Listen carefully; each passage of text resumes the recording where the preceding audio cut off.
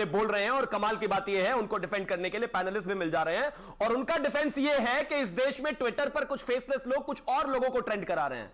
ये लॉजिक देते हुए शर्म नहीं आई आपको? मुझे आप एक चीज बताइए, किस लिहाज से मुगल इस देश के लोग अपने हो सकते हैं? सर प्लीज, मैं बिल्कुल नहीं बोला आपके बीच में, आप मुझे एक चीज बताइए प्रतीक जी, एक चीज बताइए, आज मेरे घर में कोई आ जाए, आज वन बाई वन, माता पिता भाई प्रेम कुमार जी आप जवाब दे दीजिएगा, वन बाई वन। हाँ जी, वन बाई वन। हाँ जी प्रतीक जी, इनको प्लीज रुकवाइए ना, प्लीज 10 सेकंड।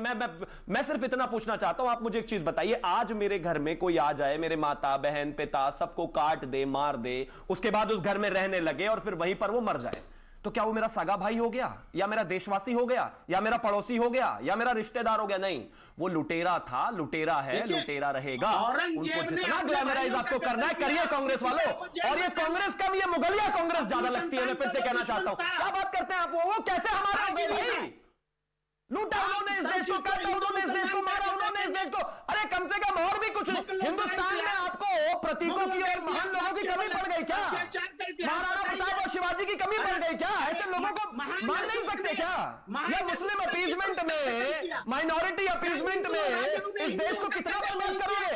अरे मैं एक बात जानना चाहता हूं, मैं आ रहा हूं, मैं दोनों को रोक रहा हूं, मैं दोनों को। शुएब जमाई साहब, मैं जानना चाहता हूं, जब इस देश का मुसलमान जोड़ेगा अपने को, तो कहां से जोड़ेगा? कलाम साहब से जोड़ेगा ना, या बाबर से जोड़ेगा? मैं ये जानना चाहता हूं। मैं आ रहा हूं प्रेम कुमार जी आ रहा हूं। अब जब यही तय होना है, डिबेट में यही तय होना है, तो यही बात करते हैं। फिर कलाम साहब से जोड़ेंगे या हम बाबर से जोड़ेंगे, हम ये जानना चाहते हैं। शुएब जमाई। देखिए प्रतीक जी, मणिशंकर अय्यर साहब ने जो कहा है, उसकी जो हिस्टोरिकल व्याख्या है, उस पर हम जाने से पहले इस बात को समझना चाहिए इस देश को, कि जो लोग चंद्रगुप्त मौर्य और अलेक्जेंडर की लड़ाई करवा दें, जबकि उनके बीच में ऐतिहासिक कभी कोई ऐसा जंग नहीं हुआ, और जो लोग कभी यहाँ से रावण को ढूंढने के लिए लक्ष्मण की जगह भरत को भिजवा दें, जबकि रामायण और रामचरितमानस में हमने कभी ऐसा नहीं पढ़ा, तो उस व्हाट्सएप यूनिवर्सिटी की उपज ऐसे लोग पैदा होते हैं जो ये लोग कहते हैं कि आज़ादी 1947 में नहीं बल्कि 2014 में मिली। उस यूनिवर्सिटी से ऐसे टॉपर आते हैं, पैदा होकर के टॉपर होते हैं, जो ये कहते हैं कि 99 साल के लीज पर आज़ादी मिली। तो फिर इनसे हमें इतिहास ना सीखना चाहिए, बल्कि हमको इनको इतिहास बताना चाहिए जो हमने बचपन से पढ़ा है। और इतिहास ये कहता है, बताइए इतिहास, जुमले छोड़िए, इतिहास मुगल्स तो कभी भी, मैं बता रहा हूं, मैं प्रतीक जी का जवाब दे रहा हूं कि भी मुगल्स के लिए कभी भी हिंदुस्तान में अपने धर्म को प्रचार करना या इस्लाम का मजहब को फैलाना कोई मकसद था ही नहीं। अगर ऐसा होता तो फिर यहाँ से मुगलों के 800 साल हुकूमत के बाद भी यहाँ से 72% मुसलमान, 72% हिंदू और 24% मुसलमान ना होते। 1872 में जो जनगणना हुई उसमें यहाँ से मुगलों के इतने साल के बाद भी 1500, सुन लीजिए, 1526 से लेकर 1857 तक रहा है मुगलों का राज, 850 साल नहीं रहा। कुछ भी कहते रहते हो, ज्ञान है नहीं, और कहते हो दूसरों को व्हाट्सएप यूनिवर्सिटी। 1526 से 1857 गिनो कितना होता है? 800 साल होता है क्या? 800 साल होता है क्या? 800 साल होता है ये? अरे सुन लीजिए, अरे अपने महान लोगों को, मुगलों को इतनी तारीफ करनी है तो पहले फैक्ट्स तो सही रखिए ना। अरे मुगल से पहले भी मुसलमानों की हुकूमत रही है, मुगल से पहले भी मुसलमानों की, तो वो मुगल थे, आप नहीं जानते। आज मुसलमानों की बात हो रही है, मुगलों की बात हो रही है। एक और मैं शुएब जमाई, मैं एक सवाल पे रोक रहा हूं, मैं एक चीज जानना चाहता हूं, मैं जानना चाहता हूं कि अगर इस्लामी हुकूमत थी, अगर इस्लामी हुकूमत थी तो ये जोड़ के देखना, ये कहां से ये बीज आ रहा है, मैं उस बीज तक जाना चाहता हूं। तो ये कहना कि वो मुसलमानों की हुकूमत थी, ऐसे कहा जाए कि वो आक्रांता थे। हम डेमोक्रेसी में रहते हैं, और डेमोक्रेसी में महात्मा गांधी आदर्श पुरुष होता है, बाबर नहीं होता है, या इसको इस तरह से कहा जाए? तो मुझे बताइए।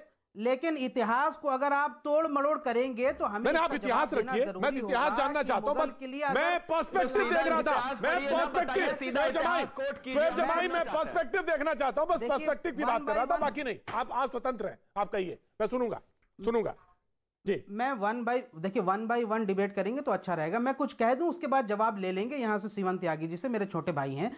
साहब ये मुझे बताइए कि क्या अकबर की वाइफ है, अगर ये क्या अगर इस्लाम उसको फैलाना होता अकबर को, तो क्या जिंदगी भर वो हिंदू रहती? आपको पता नहीं अकबर के घर में मंदिर था और उनकी वाइफ जो है जोधाबाई वो जिंदगी भर जो है पूजा अर्चना करती रही है। ये भी सच है कि पता होना चाहिए कि अकबर के कोर्ट में जो मेन एडवाइजरी थे उसमें से 9 रत्नों में से तो 5 जो है हिंदू थे।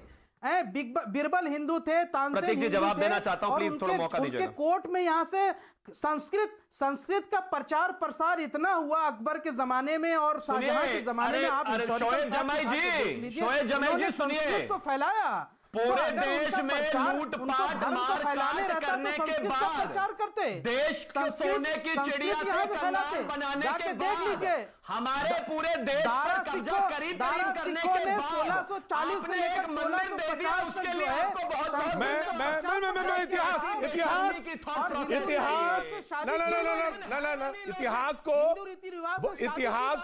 इतिहास को तोड़ा मरोड़ा नहीं जाएगा। बिल्कुल मैं ये भी जानना चाहता हूं इसके तर्क में, आप इसके तर्क में शोएब जमाई इसका तर्क ये भी देते हैं कि उन्हीं 9 रत्नों में कुछ ऐसे मैं देना उन्हीं 9 रत्नों में कुछ ऐसे थे जो अकबर के चलाए दीन इलाही में तो शरीक हो गए, लेकिन उन्होंने अपने बाद में इस्लाम स्वीकार कर लिया।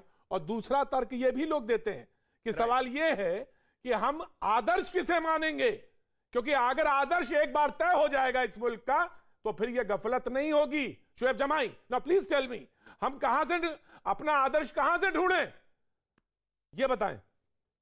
नहीं देखिए प्रतीक जी, अगर आप आजादी के स्वाधीनता संग्राम में अगर आजादी के यहाँ से जो स्वाधीनता संग्राम है उसमें आदर्श ढूंढेंगे तो गांधी, महात्मा नेहरू, मौलाना आजाद, खान अब्दुल गफ्फार खान और हमारे 1957 के सिपाही मिटनी में जो बलिदान हुए, जो यहाँ से हमारे उलमा इकराम, वो हमारे आदर्श हैं।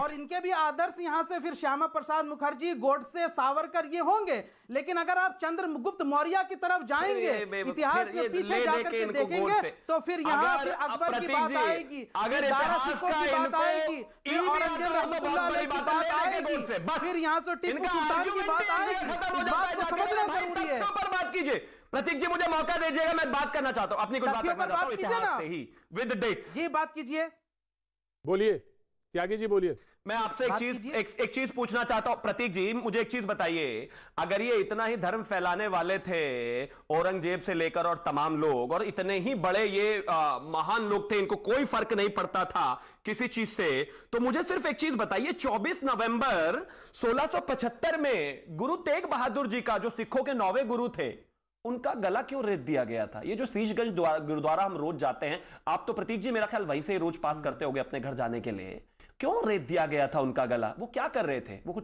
कोई बात कर रहे थे, किसी धर्म का प्रचार कर रहे थे, वो क्या कह रहे थे? वो सिर्फ कन्वर्जन के खिलाफ थे।